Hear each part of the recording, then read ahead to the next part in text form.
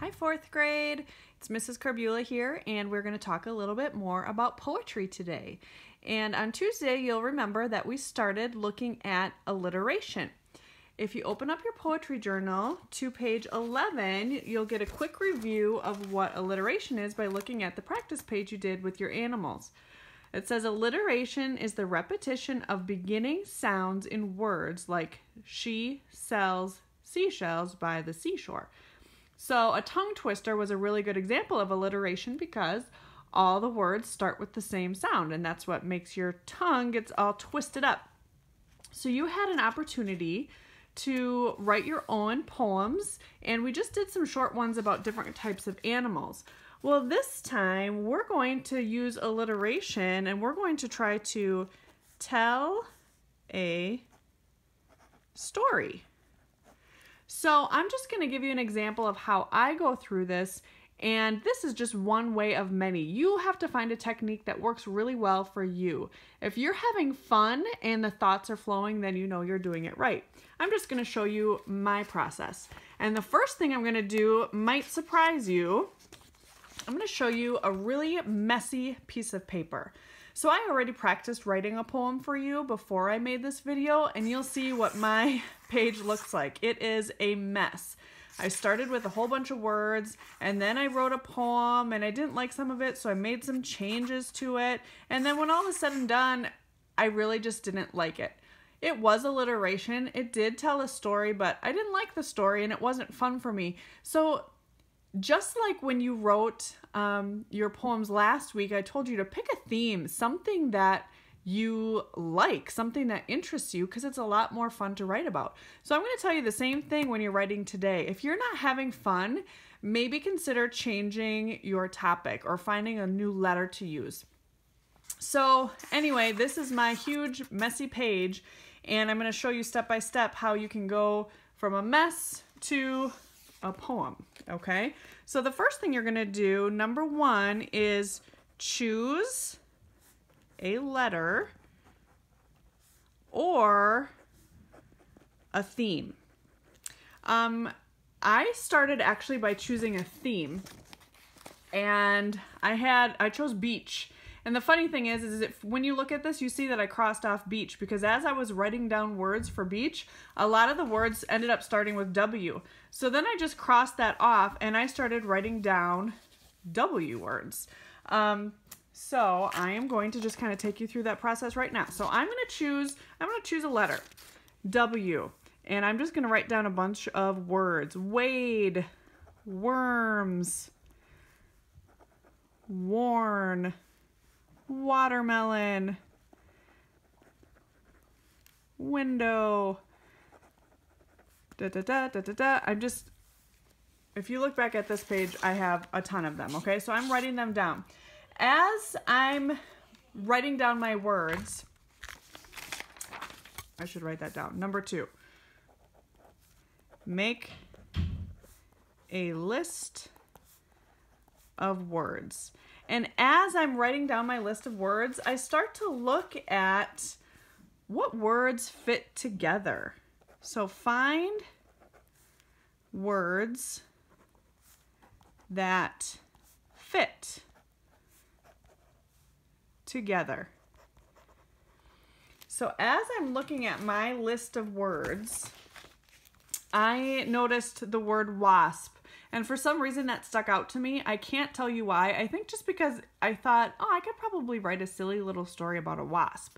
And one of the words I happened to write with my W's was woo. And I thought, wouldn't it be funny if I tried to woo a wasp? Because you know that that can't happen. So that's kind of actually where I started. I decided instead of writing about the beach, which is what I started writing about here, and it just didn't go very well, I was going to have more fun and just write something silly. And so that is what this poem ended up being over here. So once you choose a letter or a theme and you make a list of words, you find words that fit together, and then you just kind of have fun and turn it into a story. But it's not just any story, it's an alliteration story. So I have my list of W words next to me, and I'm just going to kind of walk you through my process of how I wrote my poem. So I knew that I was going to have something to do with wooing a wasp. So first I had to find the wasps. So I started out by saying, when walking with, who could I walk with? Something that starts with a W. Wendy. When walking with Wendy, since this is going to be silly, the word wigs was on my list. So I'm like, we wore wigs while, here comes my woo that I wanted to fit in, while wooing wasps. So already you can tell that this is going to be silly. When walking with Wendy, we wore wigs while wooing wasps. A big thing that I want to point out to you are the verbs. As much as possible, try to make your verb also start with that sound, because when your action word also has that sound, it just has more impact. Instead of, when going with Wendy, we had wigs to woo wasps, as often as you can, try to stick in a W word. So here's a hint. Go to Google and type in words that start with W. I'm going to write that on the top. Go to Google and type words that start with whatever your letter is.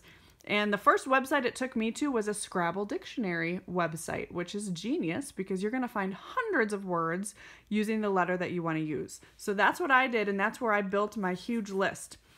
So I have my first little part of my story. When walking with Wendy, we wore wigs while wooing wasps. So now I have to think, all right, what's going to happen now? We found the wasps. We're trying to woo them. Is that going to work? Are they going to listen to us? What's going to happen? Well, I realized that we're probably not going to be able to woo them. We got sick of it. But instead of saying we got sick of it or we got tired, we were, what's another word for tired? Weary. When, well, we couldn't woo them, but we tried to whack them. When whacking them, it was like, I was trying to think, well, how weary were we? Have you ever heard of, I just felt like I hit a wall. It was like hitting a wall. That's something that somebody says when they're tired. So I was like, wall, that starts with a W. It was like walking into a wooden wall. And that sounds silly, but instead of brick, I said wood because it starts with a W. So, when walking with Wendy, we wore wigs while wooing wasps. We were weary when whacking them. It was like walking into a wooden wall. So now what? Am I going to still fight these wasps? Am I going to walk away? What am I going to do?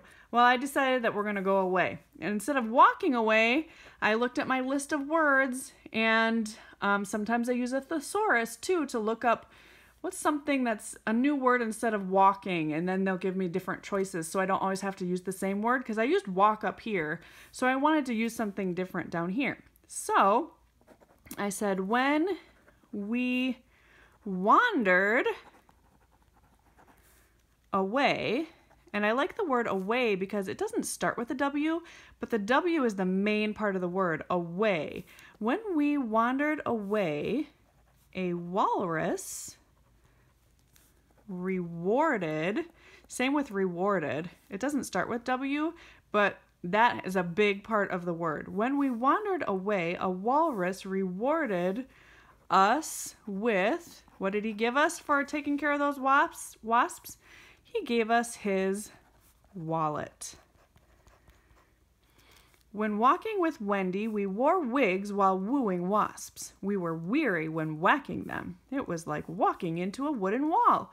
When we wandered away, a walrus rewarded us with his wallet. So now, do you notice that I'm reading each verse after I finish it so that I can kind of remember where my story is going? Sometimes if you keep writing and writing and writing, it doesn't really make sense by the time you get to the end, so you really want to make sure you're kind of staying on track.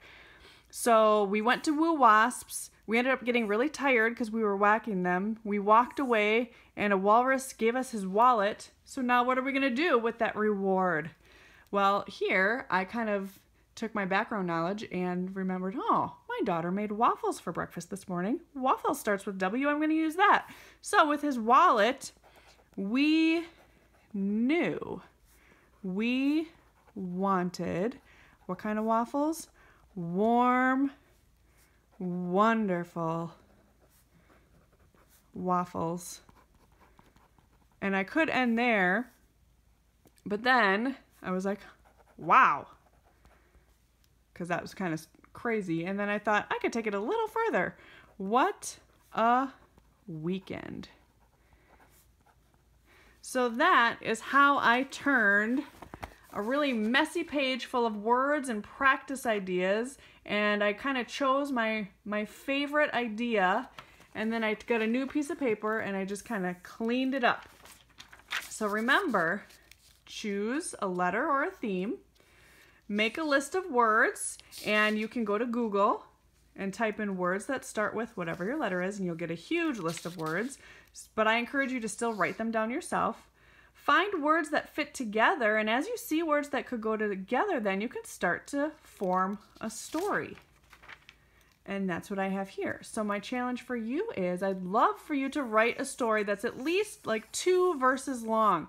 Feel free to go as long as you want to. You can definitely go beyond 2 verses, but I'd love to see 2 verses of an alliteration poem that kind of tells a story. And after you've done all your messy work, and then you've written it nice and neatly, then I want you to go back to your poetry journal and turn to page 12, and you can cross off amazing animals, or if you're really creative, and you can tape a new piece of paper on top of it so it doesn't look scribbly like mine does, but you don't have to do that. I just crossed it off, and I gave mine a new name, Wicked Wasp Weekend. And then you can write your new storytelling alliteration poem here and draw a little picture. I cannot wait to see what you come up with. And as always, I want you to be creative and, of course, have fun. Miss you guys. Can't wait to see your poetry. Have a great day.